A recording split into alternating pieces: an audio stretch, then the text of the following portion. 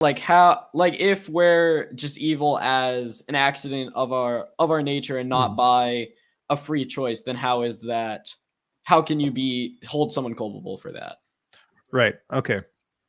So Lobachevsky has an interesting take on this, and that is, so he's kind of this strange mixture of what you might call like conservative and liberal beliefs, whether it's in politics or in just kind of his humanitarian outlook. So you've got some passages where he seems like a total peace loving liberal, and other times where he's kind of like a hard nosed conservative, and it's hard to know where he's going to come down on a particular issue. So with this one, he kind of has elements from what you might say are two opposite perspectives on this. So on the one hand, he says, and he believes that we shouldn't moralize about this type of evil. That moralizing, thinking like, oh, that's an evil bad person, or that was a bad choice, we should actually kind of reserve that for what we consider normal people. So like if we've got some kind of relationship, if we're friends or something, I should basically reserve my judgments for a guy like you who has the potential to do good and to fall, to fall much higher than from a much higher height than I would for like this, psychopath born in a really shitty environment with terrible parents and kind of no support system. It's kind of it seems like there wasn't a lot of free will involved.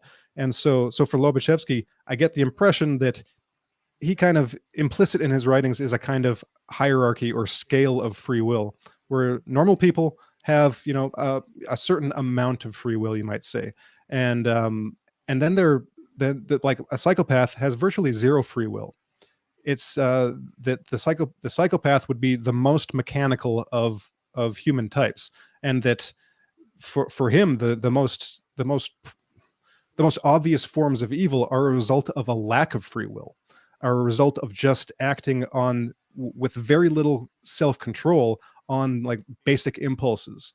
And for the psychopath, there are these very basic impulses, and there's no higher part in their psyche to act as a control, like a controlling mechanism, as a well, getting into another psychologist, Dabrowski would call it a just disposing and directing center. There's nothing inside them, no soul to say no, to have like free won't. It's just like, okay, I want that, I'm going to take it.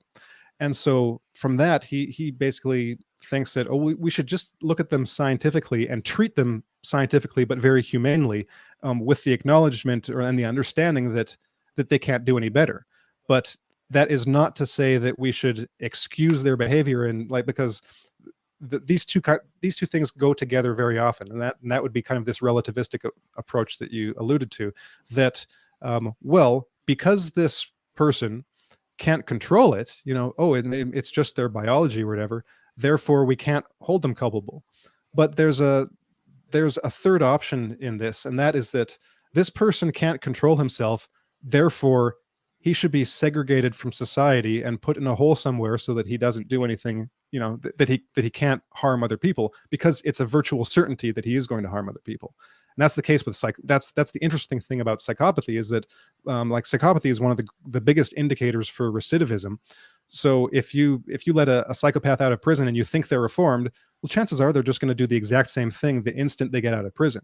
There's very little, perhaps no inner capacity for actual reform among these, like, 40 out of 40 or even 30 out of 40 psychopathy checklist scores. It's like that's their personality. It's ingrained. They cannot change, and the only thing you can do is kind of like put a box around them or stay out of their way, because very little free will as we imagine it in ourselves to be able to change our own behavior to become better people. There's no motivation for that, and there's probably a complete lack of capacity for that. Again, going back to Dabrowski, he called that developmental potential.